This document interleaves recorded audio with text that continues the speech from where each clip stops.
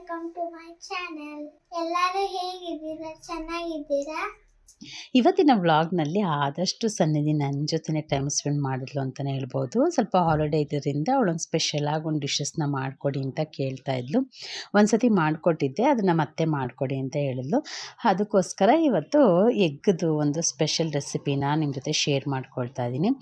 ಅವಳಿಗೆ ಎಗ್ಗಲ್ಲಿ ಒಂದು ವೆರೈಟಿಯಾಗಿ ಮಾಡಿಕೊಡ್ಬೇಕು, ಸ್ಲೈಸ್ ಥರ ಎಲ್ಲ ಕಟ್ ಮಾಡಿ ಆ ಥರ ಎಲ್ಲ ತುಂಬ ಒಂಥರ ಬೇರೆ ಬೇರೆ ಪ್ಯಾಟ್ರನಲ್ಲಿ ಇರಬೇಕು ಯಾವುದೇ ಮಾಡಿದ್ರು ಡಿಶಸ್ಸು. ಸೊ ಅದಕ್ಕೋಸ್ಕರ ಇವತ್ತಿನ ಪ್ರಿಪ್ರೇಷನ್ ಮಾಡ್ಕೊಳ್ತಾ ಇದ್ದೀನಿ. ಒಂದು 8ರಿಂದ 10 ಮೊಟ್ಟೆನ ನಾನಿಲ್ಲಿ ಬಾಯ್ಲ್ ಮಾಡ್ಕೊಳ್ತಾ ಇದ್ದೀನಿ ಕುಕ್ಕರ್ಗೆ ಹಾಕ್ಕೊಂಡು. ಸ್ವಲ್ಪ ಬೇಗ ಬೇಯಲಿ ಅಂತ ಸ್ವಲ್ಪ ಸಾಲ್ಟ್ನ ಆ್ಯಡ್ ಮಾಡಿಕೊಂಡು ಕುಕ್ಕರಲ್ಲಿ ವಿಷಿಲ್ ಮಾಡ್ಕೊಳ್ತಾ ಇದ್ದೀನಿ. ನಾನಿಲ್ಲಿ ಖಾರಕ್ಕೆ ಏನೇನು ಬೇಕು, ಈರುಳ್ಳಿ ಮತ್ತು ಚಕ್ಕೆ ಲವಂಗ ಮತ್ತು ಗೋಡಂಬಿ ಹಾಕ್ಕೊಂಡಿದ್ದೀನಿ, ಬೆಳ್ಳುಳ್ಳಿ ಶುಂಠಿ ಮತ್ತು ಕೊತ್ತಂಬರಿ. ಇದ್ರ ಜೊತೆಗೆ ನಿಮಗೆ ಕಾಯಿ ಆಪ್ಷನಲ್ಲು, ಇಷ್ಟ ಇರೋರು ಹಾಕ್ಕೊಳ್ಬೋದು. ನಾನಿಲ್ಲಿ ಸ್ಕಿಪ್ ಮಾಡ್ಕೊಂಡಿದ್ದೀನಿ. ಇವಾಗ ಮೊಟ್ಟೆ ಎಲ್ಲ ಬೇಯಿಸಿ ಕೊಟ್ಟಿದ್ದೆ ಸನ್ನಿಧಿಗೆ, ಅದನ್ನೆಲ್ಲ ಅವಳು ಸಿಪ್ಪೆಲ್ಲ ತೆಗೆದು ನನಗೆ ಹೆಲ್ಪ್ ಮಾಡ್ಕೊಳ್ತಾ ಇದ್ಲು. ಸ್ವಲ್ಪ ಮೊಬೈಲ್ ಜಾಸ್ತಿ ನೋಡೋದ್ರಿಂದ ಅವಳನ್ನ ಸ್ವಲ್ಪ ಎಂಗೇಜ್ ಮಾಡಬೇಕು ಅಂತ ಅವಳು ನನ್ನ ಕೆಲಸದಲ್ಲೆಲ್ಲ ಅವಳಿಗೆ ಇನ್ವಾಲ್ವ್ ಮಾಡಿ ಸ್ವಲ್ಪ ಕೆಲಸನೂ ಕಲ್ತ್ಕೊಂಡಂಗೆ ಆಗುತ್ತೆ. ಹಾಗೆ ಸ್ಕೂಲಲ್ಲಿ ಮ್ಯಾಮು ಮತ್ತು ಮನೇಲೆಲ್ಲ ಹೆಲ್ಪ್ ಮಾಡಿಕೊಡ್ಬೇಕು ಪ್ಯಾರೆಂಟ್ಸ್ಗೆ ಅಂತೆಲ್ಲ ಹೇಳಿರೋದ್ರಿಂದ ಸ್ವಲ್ಪ ಜೊತೆಗೆ ಅವಳಿಗೆ ಕಾನ್ಸಂಟ್ರೇಷನ್ ಜಾಸ್ತಿ ಇದೆ. ಎಗ್ಗೆಲ್ಲ ಬಿಡಿಸೆಲ್ಲ ರೆಡಿ ಮಾಡಿದ್ಲು. ಅಷ್ಟರಲ್ಲಿ ನಾನು ಖಾರಕ್ಕೆ ಎಲ್ಲ ಹಾಕ್ಕೊಂಡು ರೆಡಿ ಮಾಡಿಕೊಂಡು ಅವಳನ್ನ ಸ್ವಲ್ಪ ಮಾತಾಡಿಸ್ಕೊಂಡು ಯಾಕೆ ಪ್ರಿಪ್ರೇಷನ್ ಮಾಡ್ಕೊಳ್ತಾ ಇದ್ದೆ. ಸೊ ಅಷ್ಟರಲ್ಲಿ ಸನ್ನಿಧಿ ಜೊತೆ ಖುಷಿನೂ ಬಂದು ಸ್ವಲ್ಪ ಹೊತ್ತು ಟೈಮ್ ಸ್ಪೆಂಡ್ ಮಾಡಿಕೊಂಡ್ಳು. ಇವಾಗ ಫೈನಲಿ ಎಗ್ಗೆಲ್ಲ ಬಾಯ್ಲ್ ಮಾಡಿ ಅದನ್ನೆಲ್ಲ ರೆಡಿ ಮಾಡ್ಕೊಂಡಿದ್ದೀನಿ.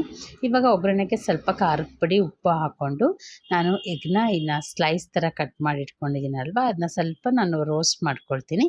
ಏಕೆಂದರೆ ನಮಗೆ ಸಾಂಬಾರ್ಗೆ ಹಾಕ್ಕೊಂಡಾಗ ಅದು ಬಿಟ್ಕೊಳ್ಬಾರ್ದು, ಸ್ಟಿಕ್ಕಿ ಥರ ನೀಟಾಗಿ ಹೇಗೆ ಎಗ್ ಬಾಯ್ಲ್ ಆಗಿದೆ ಹೇಗಿರುತ್ತೋ ಹಾಗೆ ಇರುತ್ತೆ.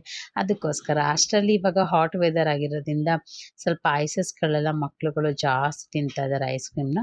ಸೊ ಐಸ್ ಕ್ರೀಮ್ ತೊಗೊಬಂದು ತಿಂತಾ ಇದ್ಲು. ಅಷ್ಟರಲ್ಲಿ ನಾನೆಲ್ಲ ಇದನ್ನು ಪ್ರಿಪ್ರೇಷನ್ ಮಾಡಿ ರೆಡಿ ಮಾಡ್ಕೊಂಬೋಣ ಅಂತ ಇವಾಗ ಅದನ್ನೆಲ್ಲ ಸ್ವಲ್ಪ ಹುರ್ಕೊಂಡಿದ್ದೀನಿ. ಉಪ್ಪು ಖಾರದ ಪುಡಿ ಎಲ್ಲ ಹಾಕಿ ಉಪ್ಕೊಂಡು ಇವಾಗ ಅದೇ ಬಾಣಲೆಗೆ ಒಗ್ಗರಣೆ ಹಾಕ್ಕೊಳ್ತಾ ಇದ್ದೀನಿ. ಸ್ವಲ್ಪ ಕಸ್ತೂರಿ ಮೆಥಿ ಹಾಕ್ಕೊಂಡಿದ್ದೀನಿ. ಆಲ್ರೆಡಿ ನಾನು ಇವಾಗ ರುಬ್ಬಿಟ್ಕೊಂಡಿದ್ದ ಖಾರನೆಲ್ಲ ಹಾಕಿ ನೀಟಾಗಿ ಬಾಯ್ಲ್ ಮಾಡಿಕೊಂಡು ಒಂದು ಕುದಿ ಬರೋವರೆಗೂ ವೆಯ್ಟ್ ಮಾಡಿ.